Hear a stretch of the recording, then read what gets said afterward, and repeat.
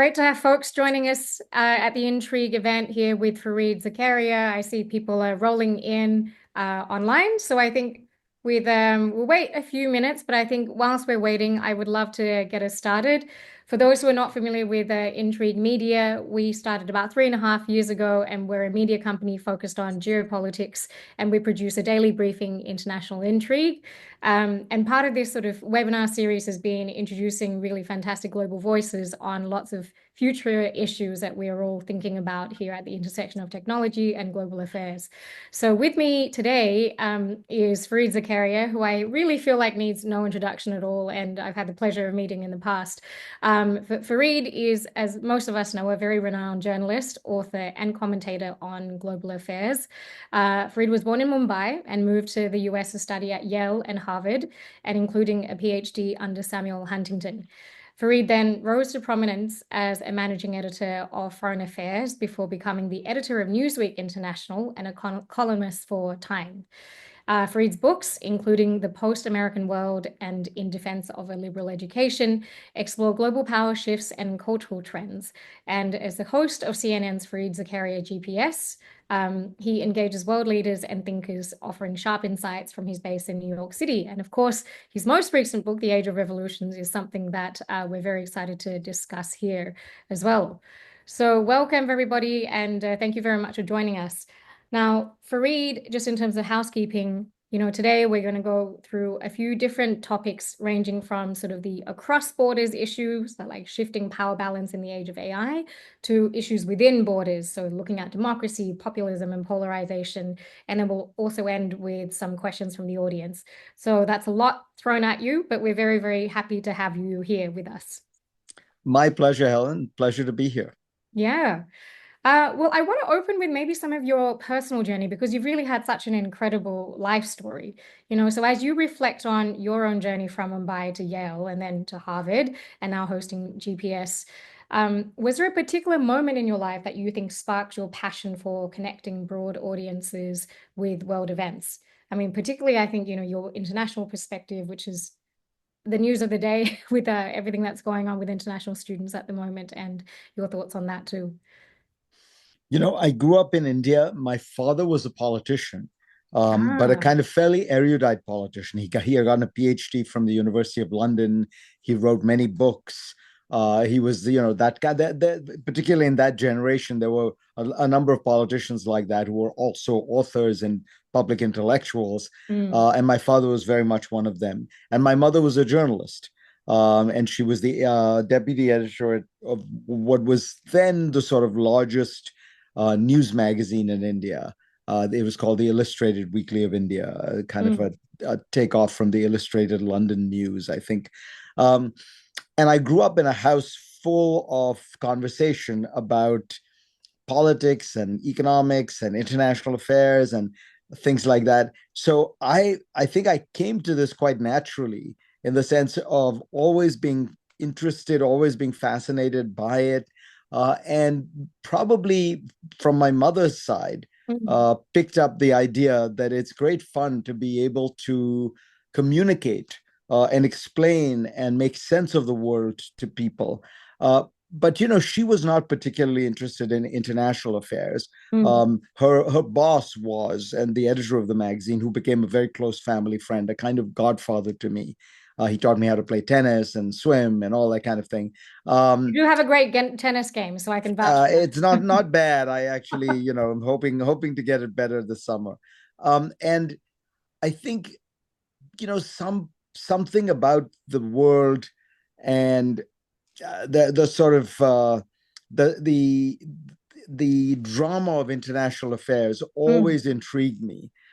I remember two things vividly. For example, when I was very young, Kissinger wrote his memoirs when I think I was 14 when the first one was published.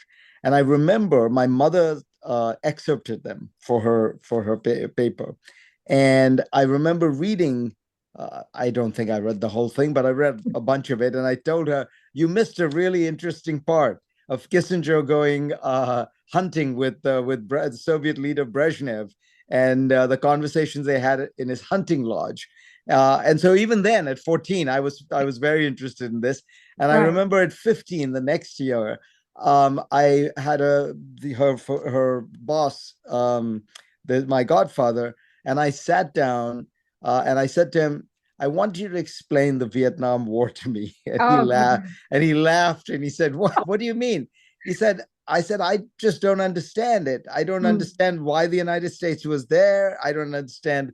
And so for about 2 hours, he just took me through the entire Vietnam War. And I remember being so like, you know how sometimes you have the moment where the light bulb goes off in Yes, your life? yes. Um, and So-called I eureka moments, right? and I thought to myself that so I think, for me it happened very early. The thing I never really imagined was that I Yes. could make a career of it. I sort Mm. of always assumed I would become some kind of a lawyer, and this would be like a hobby. But I was interested from a very early age. That's incredible, Freed. I can imagine the light dinner conversations around the Vietnam War for your family listening into all this. Did they call it the Vietnam War or the America War? No, In they called it the Vietnam War. I think the only Oh, place in which it's called the American War is Vietnam. yes, I Yeah, think I think yeah, that's right. yeah, yeah. I mean, I would love to talk a little bit more about your most recent book, Age of Revolution. It's a fantastic read, and for folks that haven't read it, I encourage you to pick up a copy. But a lot has happened. It's been almost a year since it's been published. And so, looking back on the sort of last year, what do you think you got right from the book? And maybe you can tell us a little bit more about the themes Sure, of the book and the sure. revolutions that, the book drew out. And what do you think you got wrong in the book? I actually am feeling pretty good about how the book turned out. So the central thesis of the book is that whenever you go through periods of massive economic, technological, and cultural change, you always get a backlash. And the Mm, backlash is often mostly cultural because the thing that affects people kind of in the gut the most and that they can react to is, you know, the elements of cultural change that are changing their personal lives, that are mm, changing the way they think of themselves as citizens, as members of a community. So you don't know how to react to the international flow of capital. You don't know how to react to the acceleration of the digital age, but you do know how to react to immigration. You right, do know how to react to women becoming more and more prominent in the workplace, minorities rising in prominence. Those are things that are visceral. There you can touch them, you can feel them, and you can react to them. And so my central thesis was what we're seeing throughout the Western world and in other places as well is a kind of backlash to 30 years of accelerated liberalization of trade, of mm, politics, of culture around the world from 1989 onwards, from the fall of the Berlin Wall onwards. I think that in a way, Trump getting reelected very powerfully confirmed the thesis because it showed this is not a one-off. mhm, This is not just a fluke that happened in 2016. This is the new shape of politics to come. And if you look at Trump's victory, it wasn't a landslide, even though he keeps saying it was. But what was significant is it was very comprehensive. In 99% of American counties moved a bit to the right. And it's mhm, important to point out what that means, because what we have almost redefined what right and left mean now. And I make this point in the book. It's not to the right, meaning they want free markets, free trade, low taxes, low regulation. No, it means they want cultural conservatism. They want mhm. restrictions on immigration.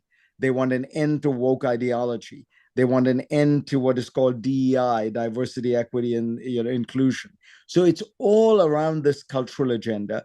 And on economics, if anything, what they want is protectionism, subsidies, national champions. So it's almost like a weird combination of right-wing cultural politics and left-wing economics.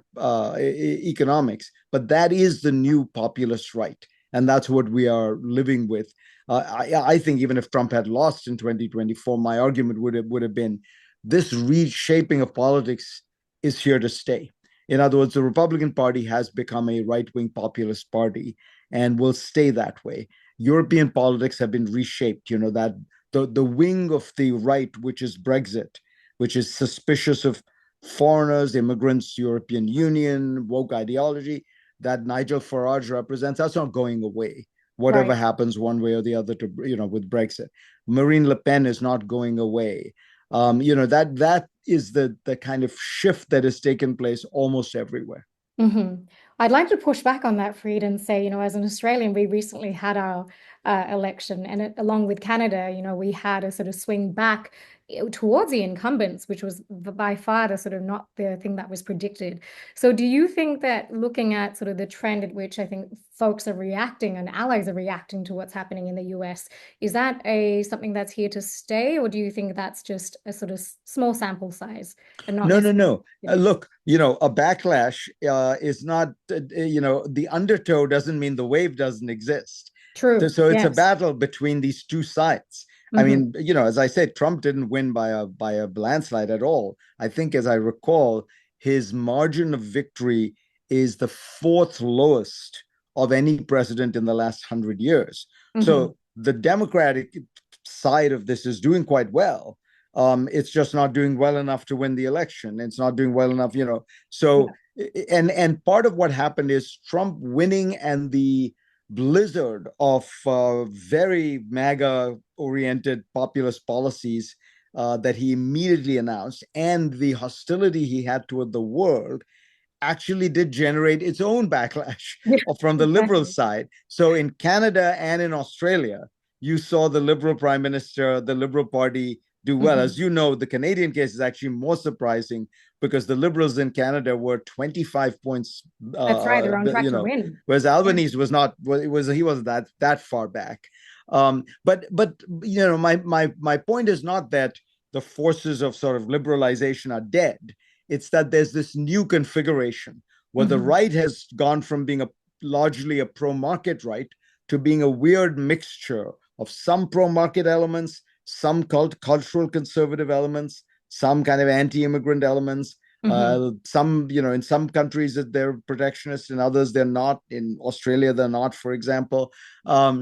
But that's the drama. That's the debate that's going to take place over the next 20 or 30 years. And the right Hmm. won't always win, Yeah. but it's going to be there. It's always going to be pressing. And I think that changes the world. So if you think to yourself, can you actually imagine, as we've been in 70 years of declining tariffs in the industrialized world, is that going to happen when you have one party that is aggressively pushing for them? 70 years of rising uh, DEI, for lack of a better word, kind of policies of inclusion, affirmative action. Is that going to happen when one side is actively and aggressively trying to tear all this down? No, I think we're in for a kind of period of contestation where Hmm. there's going to be a lot of going back and forth, a lot of one side winning and reversing everything the other side did, and the other side coming in and reinstating it. Yeah. Much like tennis, Fareed. I can't think of a period like this in modern history, because we went through two big phases, and this was true all over the Western world, and the United States was the agenda setter ever since the 30s. Franklin Roosevelt set the agenda, and the Hmm. idea was essentially a kind of New Deal liberalism with variations. And that lasted really to the election of Richard Nixon. And then, sometime around the mid 70s, late 70s, we get a new dispensation, a new narrative, which is the Reagan Thatcher one, liberalization. And then that becomes the wave. And, for the most part, even the minority party went along with the wave. So Hmm. Eisenhower said when he became president, look, anyone who thinks I'm going to undo the welfare state is nuts. Right. Uh, Bill Clinton, when he's elected Democratic president, first one after 3 Republican terms, says, look, the era of big government is over. So the minority party accepted the master narrative. But today, I think we're in a situation where you're going to have a vigorous back and forth. Yeah, you're going to Mhm. have tennis volleys and public policy. Very exciting. I'm here with the popcorn. Fareed, speaking of another contest and these big battles, another one that, of course, everyone has to touch on is the AI race between US and China. Now, I want to touch on it, but I also want to ask you from a perspective of so-called middle powers. Australia's been using that term middle powers for a long time, but this term has almost been rebranded, speaking of rebranding of terms, to show countries that are charting their own way and charting their own course in this a la carte sort of international order. So how do you sort of see India, for example, emerging as a digital powerhouse and the way that India's tech boom can really influence our world in the next decade and perhaps, other countries like Turkey and Brazil and their roles in this new US-China AI as well as tech geopolitical order?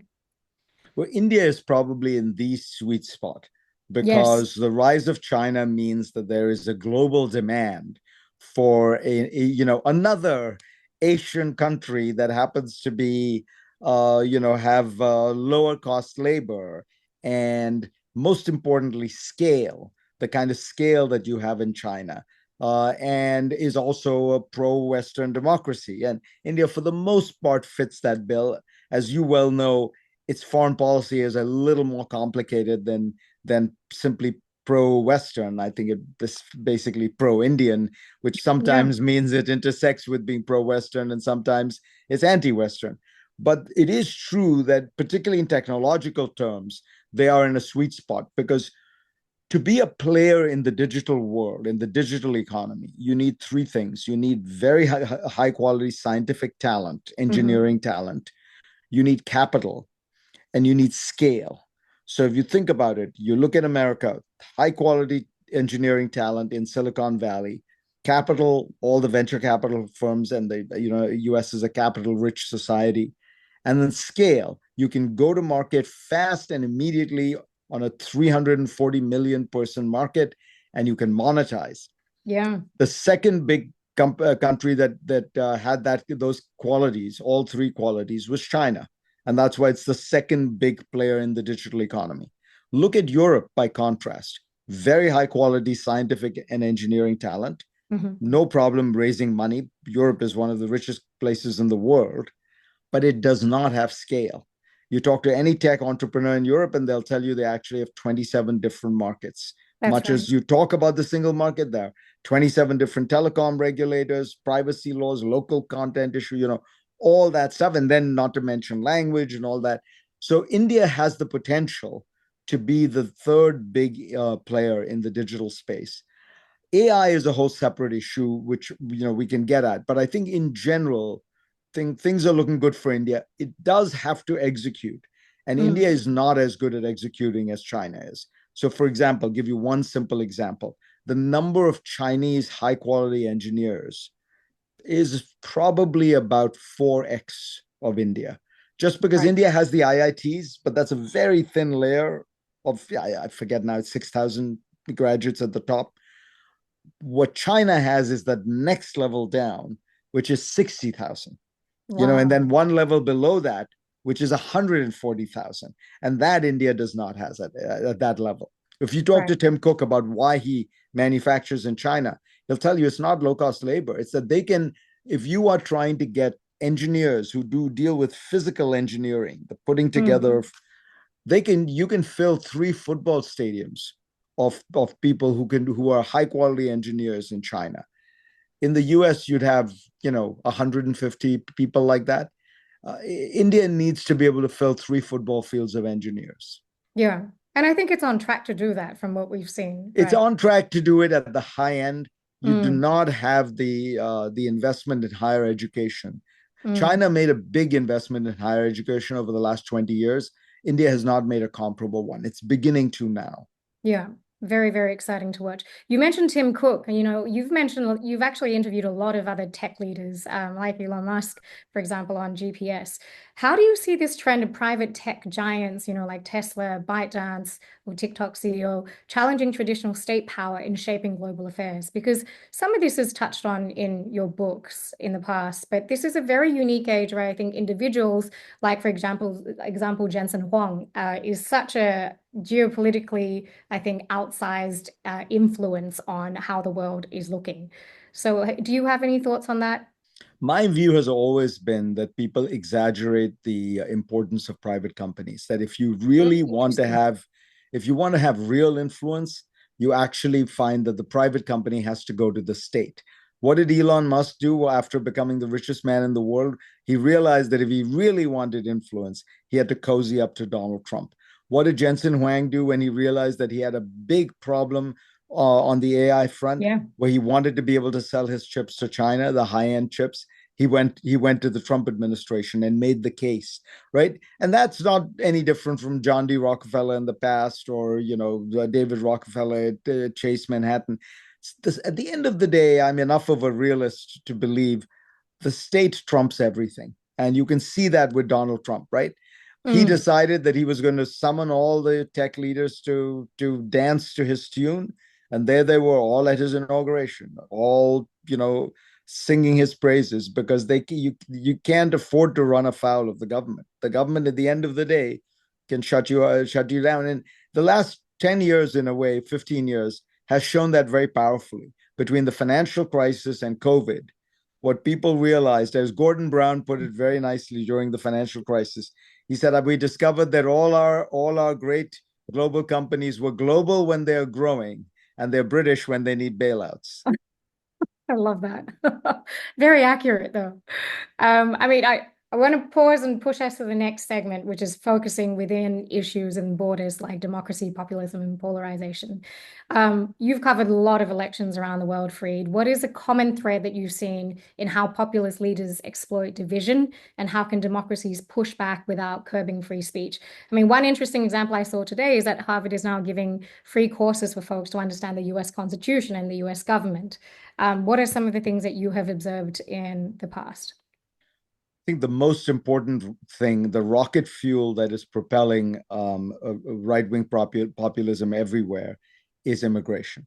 Hmm. And one reason, by the way, that I think that Australia has not really been part of this populist wave is you had your drama with right wing anti-immigrant populism about 10 years ago. Was it 15 Yes. years ago that Pauline House Anselm?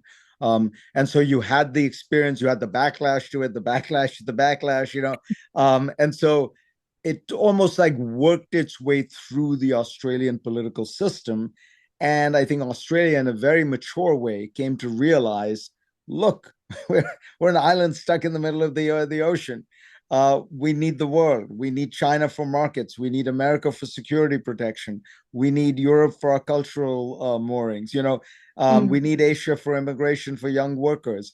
There was a kind of very healthy, sober process that you arrived at, but there was a lot of yelling and screaming along the way, and I hope I actually look at that Australian history. I hope that that's maybe where we are in the United States, where there's a lot of people who say let's deport everyone, and there are others who say let's shut down universities. And in a strange way, Trump doing it might be healthy, because it will confront the population with the reality. Okay, this is what America looks Yeah. like when the government goes to war against science, goes to war against immigrants, goes to war against. And do you like it or not? And I suspect there's a bunch of people who actually like it, but I'm hoping that there's probably more people who don't. And maybe you needed to run that experiment. So I think that the most important piece of this is figuring out immigration. I think the left cannot take the position it's taken for the last 10 or 15 years, which is anyone who claims to be seeking asylum and wants to come into an advanced industrial country, prima facie has has legal rights that are involved, court hearings and food and shelter and all Mm. that. That is an invitation both for complete chaos, because you have numbers now that are on a scale that nobody ever imagined. And secondly, and most importantly, you will feed a very nasty right-wing populism where people will say, if that's the only thing that will stop this chaos at the border, we're going to vote for it. Mm. We would like to find somebody who's more sensible and common sense and middle of the road.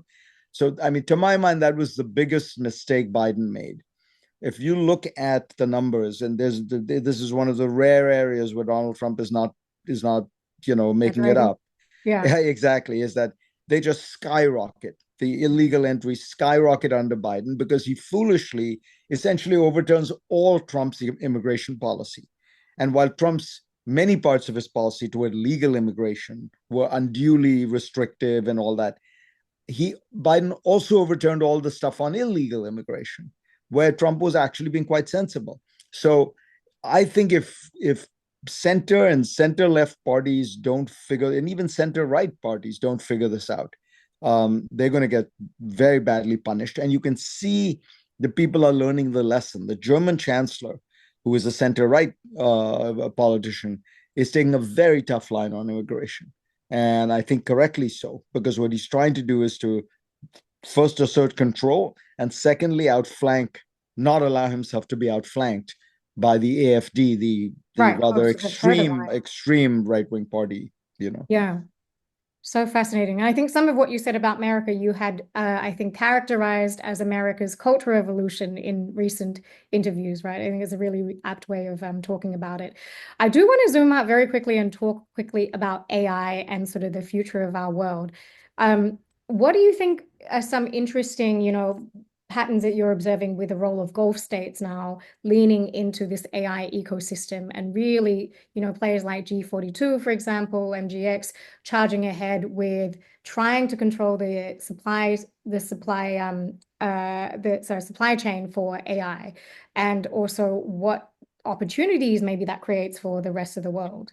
And then the last one to round us out, to take us to questions, is Frida, I'd love to learn to, hear your top three predictions for how the world is going to look, at the end of Trump's term. We won't hold you to it, don't worry. These are just sort of, you can make them as fanciful as you want. On AI, I think that the important thing to understand about AI, in my opinion, is that I think that the idea that there's a race Mm, and that there's a winner is sort of mistaken. AI is not an area where you have massive. I mean, for countries, for companies, it's a different matter. But there's no particular first mover advantage because AI is a little bit like the internet. It's going to mhm. be a service sprinkled through the entire economy, and people are just going to use it. So look at, the value add for AI comes in the application of AI in a manufacturing process, in a supply chain, in administration, in law firms, right? Yeah, So if you came second, let's say China is second, but if everybody starts using DeepSeek because it's free and because OpenAI charges a lot of money, did it matter? And even if people in America don't, if people in China all start using DeepSeek, and let's say it's 10% worse than Chat GPT, does it really matter? They're getting all the benefits of AI. Maybe they're getting slightly less. But much of what will give you the benefit in AI is how well you apply that AI to absolutely. your particular data system, your network, if you talk to anybody, I was talking to the McKinsey people now, they have essentially created their own internal version of AI, basing it off using Chat GPT as the outside model. But people are doing that, that's the key. And that's the part where you get value add. So I think there's a very interesting conversation to be had about whether or not, we should be um, denying China all this technology because we Mhm. want to stay 6 months ahead of them. What's the benefit of that? And what's the cost? The cost is that you are actually, this is where Jensen Huang is right. Yeah, You're losing the opportunity to have the entire AI ecosystem be American dominated, including China, because China has no option, because all the stuff is so suffused with American stuff, and it's so much easier than setting up your own ability to build Broadcom, Blackwell like chips, which will take the Chinese 5 or 7 years at least. So there's a very interesting question of the countries like the Gulf states are just trying to piggyback on the next big economic technological thing. So what does UAE get out of it? It gets the idea that it is a central node in the tech and in frontier technology. It's trusted by the Americans, because they will say you can house American data on your servers. We trust that you're not going to, you're going to manage it responsibly. So it's like the ultimate gold stamp of approval. It gives them, another industry that they can do well because, what do they have? They have energy, they have land, they have the capacity to build stuff fast. They That's have I funding, a lot of Right, funding too. right. Yeah. And that gives them the ability to build out these huge servers. But does that mean they're going to innovate and become an AI player? No, of course not. They're going to be like a back office. It's, Mm-hmm. no more than India having Infosys and, Tata Services and Wipro made India a tech superpower. Like you're just doing the back office stuff for IBM and things like that. So I think that it's a great op. And never forget the UAE, Qatar, places like that do a lot of this stuff for geopolitical reasons. Yes. Qatar, does what it does to remind the world it exists as a country. It should not be invaded by Saudi Arabia. It should, and they're Yes. rich enough that they can do crazy stuff like host the World Cup just to remind you, hey, just remember there's a country called Qatar. Don't let it get, Yeah, we have a great yeah, airline. don't let it get blockaded or invaded by Saudi Arabia. And that's the goal. So UAE is partly just an assertion of geopolitical Mm. capacity. Fantastic, Fareed. We're going to switch over to questions now, but of course, before we do that, and whilst folks write in with their questions in the chat, I want to ask a question from the Intrigue team, which is, as you know, we're building a media company in this very crowded space. So, what advice would you offer somebody who's wanting to build a media career in today's information age, where, Oh boy, flood the zone, right? I think have a niche, because Mm, what's very hard to do is to build a general purpose, general platform. If you look at the media companies that have survived, and I basically edited one that didn't. Newsweek, when I was running it, you know, 5 million circulation around the world, 90% renewal rates. I mean, we were making hundreds of millions of dollars in ad revenues, and it basically doesn't really exist anymore. It's a kind of vanity publication that is a shell of itself now. Um, so why was that? Because the internet fundamentally unbundles, mm, and the general purpose magazine was a bundled product. We had some international news, then some national news, then some cultural news, then some economics news, then some health news, and our thought was every week, the average American household or the average international household wanted to get this bundle because they were interested in different parts of it. What the internet did was unbundle all that and say, okay, if I want to get my international news, I'm going to get it from X. If I want to get my national news, I'm going to get it from Y. So you've got to pick your lane, and you've got to be fairly. It's got to be fairly clear what it is. That's number one. yeah. Secondly, it's much harder to build an institutional brand than a personal brand. If you think about the stuff that's doing well now, it's Tucker Carlson, it's Ben Shapiro, it's Mehdi Hassan, it's all these individual brands of people who have almost a direct connection to the audience. Um, and finally, I would say be very, very agnostic about your distribution channel. Some Mm, stuff seems to work on YouTube. Some stuff seems to work on TikTok. Some stuff seems to work as podcasts. And you have to try everything.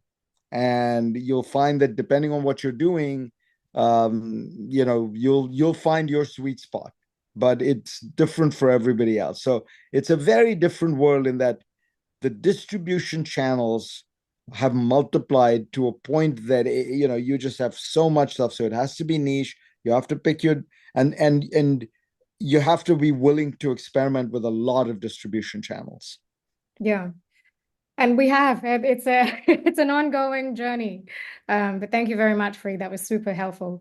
We have one question that's coming from a reader or a participant called Matthias. So hi, Matthias.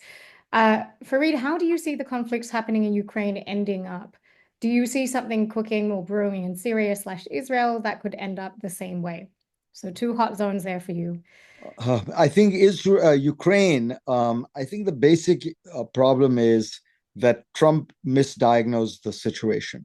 Trump Mm, believed that the simplest way to end the war was to, and he always does this.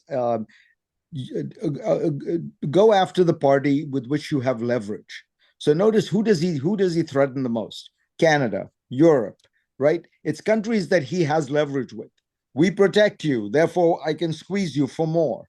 So mm, he thought the way to end the Ukraine war is to squeeze Zelensky, pressure him into capitulating, taking a bad deal, and then Donald Trump could say, "You see, I solved the war," and there'd be a few people quibbling and saying, "Oh, but it wasn't such a good deal." But he misunderstood the situation. First of all, Putin has no interest in a deal. Putin thinks he's winning, and he thinks he's winning because he has read Donald Trump correctly in thinking that Trump is not going to put a lot of pressure on him. And absent of American pressure, American military pressure, Putin can continue to survive. I mean, he's an oil-rich country. Secondly, Zelensky and Ukraine are not going to roll over. I mean, Zelensky has agreed to every concession Trump asked him to make, but mm. he's not going to surrender. He couldn't surrender even if he wanted to. Ukrainians wouldn't. Ukraine will fight. They'll keep fighting. This is about their national existence. This is about they've for 300 years been trying to get under, out of the Tsarist empire. So I think, he fundamentally misunderstood the situation. I think if you put more pressure on Russia in maybe a year, you would have a situation where you could get some kind of a deal. But the only thing that will make it work is you got to make the Russians think that there would be serious pressure on them, serious military pressure on them. They will have to accept some kind of security guarantees for Ukraine. They'll have to accept a very strong Ukrainian army. Whether or not Ukraine is a member of NATO, to me, it seems like it's become such a political hot potato that it would be Mm. much easier to just give Ukraine some kind of security guarantee that is not a NATO membership. But I think that one is going to take, I'm sad to say, a little bit more bloodying on all sides for it to work. But most importantly, the Russians have to think that they're not winning. On the Gaza front, look, the problem here is that uh, everybody, except for a small number of people, understand that Israel has done everything it can to defang Hamas, and that now it is in a cycle of violence that is simply, um, you know, brutality piled upon brutality. The vast majority of the people who are being subjected to it are civilians. You're bombing places you've bombed 3 or 4 times before. You're turning Gaza into a completely, I mean, if it wasn't already, into literally uninhabitable, because you are now bombing refugee camps because that's where the Hamas people are hiding. The problem is the people who don't understand that are Bibi Netanyahu and his very right wing cabinet. And the reason Netanyahu doesn't is not because of any grand strategy or theory of war or any of that. It's survival. Bibi understands that in order to stop this war, you have to kind of accept that there is some entity like Hamas that exists. It can be called something else, but a militant wing of the Palestinian nationalist movement. And, you have not been able to completely eradicate that. And in order to, kind of maybe marginalize them, even if you can eliminate them, you would have to accept the Palestinian Authority in Gaza, Exactly. which then unifies the Palestinian movement and possibly leads to, down the road, a Palestinian state or something. That is all so anathema to the right wing cabinet that runs Israel right now that Bibi would lose very important members of his coalition. His government would fall. He would no longer be prime minister. He would then be subject to criminal prosecution. So the whole thing now rests on the survival of Bibi Netanyahu and his calculations for his personal survival. I don't think there are a lot of people left in Israel who think this war makes any sense. Ehud Olmert, a former right-wing Likud Yes, I prime remember. minister, has just written an article saying not only is the war unwise, but at this point, it's pretty clear Israel is committing war crimes. Those Yeah. are his words, war Yeah. crimes. Yeah. Great answer. And Fareed, I know we've only got you for 5 minutes left, but we do have some great questions. So I'm going to try and condense them as much as I can. First of all, you got an offer for a tennis partner from Scott Pepper, who's based in Newport. And says that he's a little bit slow, but he's got great scintillating conversation. But his quick question is, out of 10, I suppose, just to paraphrase, how much do you think a US administration would characterize its own level of alleged corruption? Just a number, and then we can get on Well, to the next. my own number in any comparative historical framework, it's got to be 10 or 11. If you can allow me the Spinal Tap Yeah. answer, which is to go beyond 10. Um, look, I mean, we've never seen anything close to this. I mean, Donald Trump's net worth has gone up something in the range of $3 billion in 150 days. I mean, I don't think that. I think that this would rival Vladimir Putin. Yeah. Three or two and a half last questions left. I want to end on a high note, and Matt Shoby has a great question for that. So, two questions we have from Ricardo, an anonymous attendee, on US relations with Canada, as well as US relations with Latin America. Do you think the sort of more illiberal governments in Latin America will now have a better relationship with the Trump administration? And then how do you see the US-Canadian relationship now defined on trade, security, defense, etc.? I can put it all together. Look, there's no question that Trump will try to have better relations with people like Bukele or with Viktor Orban or people like that. He likes those people more. He also likes dictators because and it's not as nefarious as saying, oh, he's a proto dictator. It's he likes people who can make quick decisions, who decide stuff for the whole country, who have that kind of power. He's always admired that. He admires that in Putin. He admires that in Xi.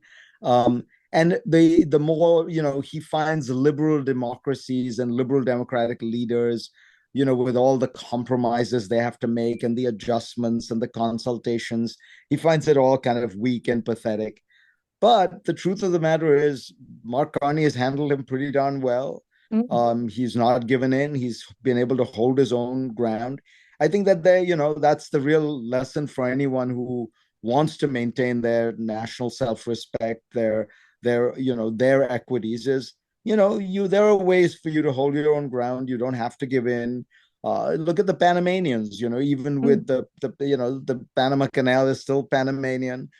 You have to recognize that with Trump, there's a lot of bark, there's a lot of flash, but at the end of the day, he is not a dictator. He's not going to be able to declare war on a country. He's not going to be able to send troops into Panama and take over the canal. But I mean, what's sad is we went through a period where the United States was encouraging forces of liberalism and democracy and human rights and to rule-based behavior. And obviously, America often made mistakes, but at least it was trying. That was the standard, and would fall mm. short of its own standard, and people would point that out, and then it would sometimes self-correct. At least was aware of that. But now, what my fear is, we've given up that agenda setting role. Nobody's going to listen to the Chinese.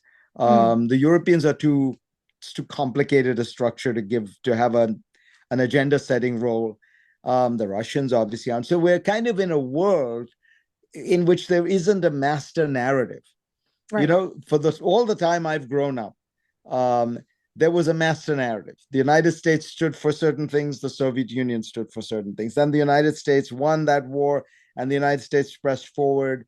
And there was some backlash, Islamic, fundamentalism, but the U.S. stood its ground. Now we're in this strange world. That's why I think I got the phrase right, the post-American world, where the Mm. U.S. has decided to voluntarily abdicate the role as the most powerful country in the history of the world, but nobody else can take it up. So we're sort of in a world without a narrative. And to end on that, Fareed, if you were a dictator for a day, what executive order would you issue to have the most positive impact on the world by the US? Uh, tennis for all, apart from that one. I would eliminate all these tariffs, and I would eliminate all the new restrictions he's put on legal immigration.